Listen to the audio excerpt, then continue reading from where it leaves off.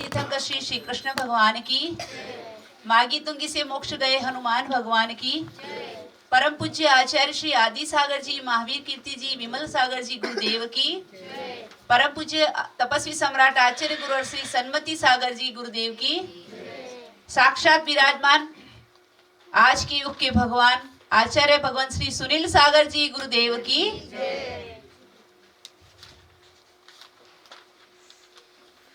આજે આપના પુણ્યનો ઉદય કે આપના બુઢાપામાં પણ આપને સાક્ષાત ભગવાનના દર્શન થઈ રહ્યા છે. આપ અહીંયા એક સાથે રહીને સવારે બતાવ્યું, સવાર બપોર સાંજ ભક્તિ કરી રહ્યા છો, હે ને?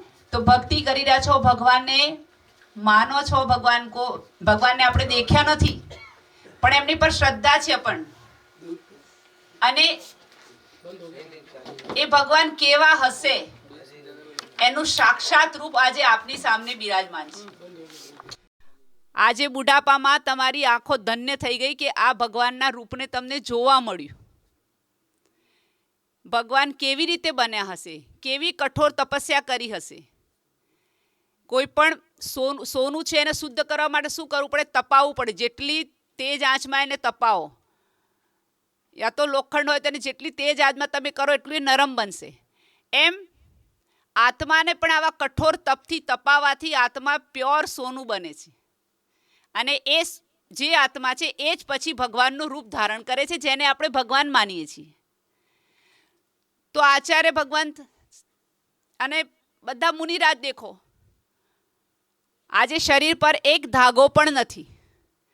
ઠંડી અહીંયા આપણે ગુજરાતમાં તો ઠંડી ઓછી છે, પણ યુપી એમપી જ્યાં -ડિગ્રી ટેમ્પરેચર હોય છે ત્યાં પણ એમના શરીર પર કાંઈ નહીં. અને આવી જ ઠંડી હોય તોય સવારે એમને વિહાર કરવાનો એટલે કરવાનો, ચાલવાનું, સાંજે પણ ચાલવાનું, અને રાત્રે બદન પર કાંઈ પણ નહીં લઈ અને સૂઈ જવાનું. આ પાટા ઉપર સૂઈ જવાનું. પાટો પણ કેવો ઠંડો થઈ જાય. તો એવી ઠંડી સહન કરે અને એવી ગરમી પણ સહન કરે. જેઠ મહિનો તપતો હોય, વૈશાખ મહિનો તપતો હોય, અને વૈશાખ જેઠની ગરમીમાં પણ ખુલ્લા બદને બપોરે વિહાર કરે, જ્યાં ઉપરથી પણ આગ આવે અને નીચેનો રોડ પણ કેવો હોય? તપેલો હોય. નીચેથી પણ આગ, ઉપરથી બી આગ. ન પગમાં ચપ્પલ હોય, ના શરીર પર કંઈ છાયા. તો એવામાં પણ એમનો વિહાર ચાલુ હોય, અને એ પણ એક જ વાર ખાવાનું ને પીવાનું. હમણાં એક ભાઈ અમારી જોડે વાત કરતા હતા, એમણે પૂછ્યું કે એક જ વાર બીજી વાર નહીં લેવાનું? ના, એક વાર સવારે આજે આ ધરતીનું પુણ્ય, આપ બધાનું પુણ્ય કે આપની બુજુર્ગ આંખોને પણ આવા ભગવાનના દર્શન કરવાના લખ્યા હશે, તો આજે અહીં રોકાઈ ગયા. અહીંયા આરચર્યા થઈ એમની. દિવસમાં એક જ વાર ભોજન કરે, એ પણ આપે જોયું. કોણે કોણે નિહાર્યું ખબર નથી, ના નિહાર્યું એમણે, કે એક વાર કરે એ પણ ઊભા ઊભા, અને હાથમાં, થાળીમાં નહીં.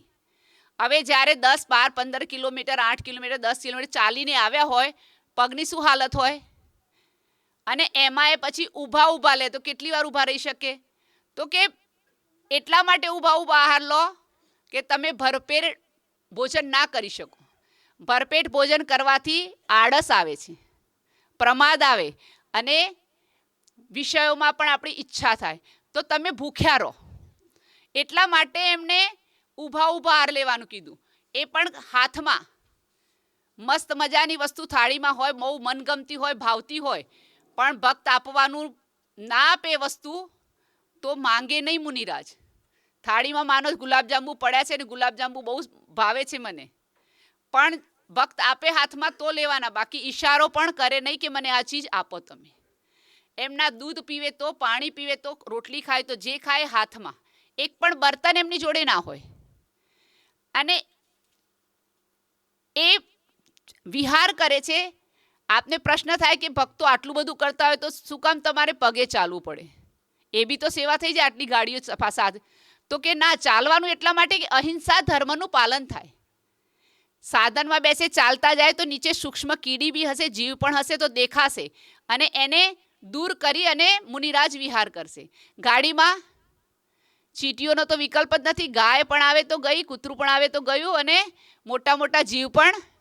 તો એટલા માટે મુનિરાજોએ પેદલ ચાલવાનું સ્વીકાર કર્યું છે. અને એમની પાસે કંઈ નહીં, ફક્ત 2 વસ્તુ છે, કે પીંછી અને એક કમંડલ.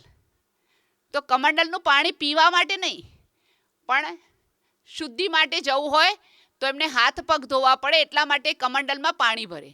અને પીંછી એ આપ જોઈ રહ્યા છો, બધા સાધુ આવે તો કે ઝીણામાં ઝીણો જીવ હોય તો પણ એને સાફ કરીને બેસે, કે એ જીવનું ઘાત ના થાય. કેમ કે એટલી મુલાયમ હોય છે કે પીંછીથી જીવને તમારી આંખમાં પણ ઘૂસી જાય તો તમને નુકસાન નહીં થાય એનાથી. તો એનાથી જીવને કોઈ તકલીફ ના થાય, એટલા માટે પીંછી રાખે. અને વધારે મેં એમની જોડે એમનું ભણવાનું શાસ્ત્ર, એટલે જીનવાણી, જે આપ ભગવદ્ ગીતા કોઈ રીતે એમને અમારી જે ગીતા હોય એ ગીતાને રાખે. એના સિવાય એમની જોડે કાંઈ પરિગ્રહ ના હોય. હાથના વાળ, માથાના વાળ પણ પોતાના હાથેથી, જેમ ખેતરમાંથી ઘાસ કાપો ને એમ પોતાના હાથેથી વાળ ખેંચી અને કાઢી નાખે. દર 4 મહિનામાં મેક્સિમમ, પણ એ પહેલાં કોઈ 2 મહિનામાં પણ કાઢે, કોઈ 3 મહિનામાં પણ. માથાના તો કાઢે, દાઢી મૂછના વાળ પણ હાથેથી. તો એનું કારણ કે એક તો એમની પાસે કંઈ છે નહીં, નાઈ જોડે કરાવવા જાય તો પૈસા આપવા પડે. પૈસા ક્યાંથી લાવે? આપવાવાળા તો ઢેરો પડ્યા છે, પણ એમને પોતાની જોડે છે નહીં અને કોઈની જોડે માંગે પણ નહીં. અને જો વાળ વધારે તો એમાં જીવ લીક પડવાની સંભાવના છે. તો એ જીવની હત્યા થાય. તો કે બંનેથી અહિંસા પાલન કરવા માટે, અને પોતે કોઈની જોડે કંઈ માંગશે નહીં. તમે એમની આગળ ગમે તે વસ્તુ ધરશો, એ હાથ અડાડશે પણ નહીં. તમે લાખોની ઢગલી કરો કે કંઈ બી, એમને કંઈ નથી જોઈતું. તો એટલા માટે પોતાના હાથેથી પોતાના વાળ, અને રાત્રે સૂઈ જાય તો પણ નીચે જમીન, ભૂમિ પર, આકાશ એમનું ઓઢવાનું, ભૂમિ એમનું બિછાનું. એટલે જ એમનું નામ દિગંબર છે. દિશાઓ જ જેનું અંબર વસ્ત્ર છે, દિશાઓ જ જેનું વસ્ત્ર છે, એમને દિગંબર કહ્યા. એમની જોડે બીજું કંઈ પણ નથી, કે એમને જેવું રૂપ બાળકનું હોય જન્મીને, જેવું નિર્વિકાર રૂપ હોય એવું જ રૂપ આ મુનિરાજોનું છે. વાસના આટલી પણ એમાં દેખાશે નહીં તમને. તો એવા મુનિરાજો ના દર્શન કરીને આજે તમારું પુણ્ય હતું કે રોકાઈ ગયા. ભક્તો કેટલી આજીજી કરે મહારાજજીને, મહારાજજી અમારા ત્યાં પધારો, તો નહીં.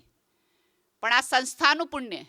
અને સંસ્થા બી કેવી, જે એક ગોદ 20 બાળકોને પાડી શકતી હોય, 20 બાળક ભેગા થઈને એક ગોદને નથી, એક માને નથી પાડી શકતા.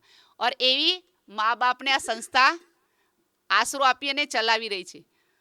તો એવી સંસ્થાઓને આ બધા કોઈ ધર્મના, કોઈ બધા એક સાથે હળી મળીને રહી રહ્યા છો. તમારું જીવન બુઢાપાનું સુધારી રહ્યા છો. અને એ બુઢાપામાં જ્યારે આવા નિર્ગ્રંથ ગુરુઓના દર્શન થઈ જાય તો એનાથી બીજું કોઈ પુણ્ય તમારું નથી. તો બસ આજે આવા ગુરુના દર્શન કરી તમે તમારી જાતને ધન્ય માનો. બસ એટલી વાત સાથે પરમ પૂજ્ય આચાર્ય ભગવાન શ્રી સુનિલ સાગરજી ગુરુદેવ કી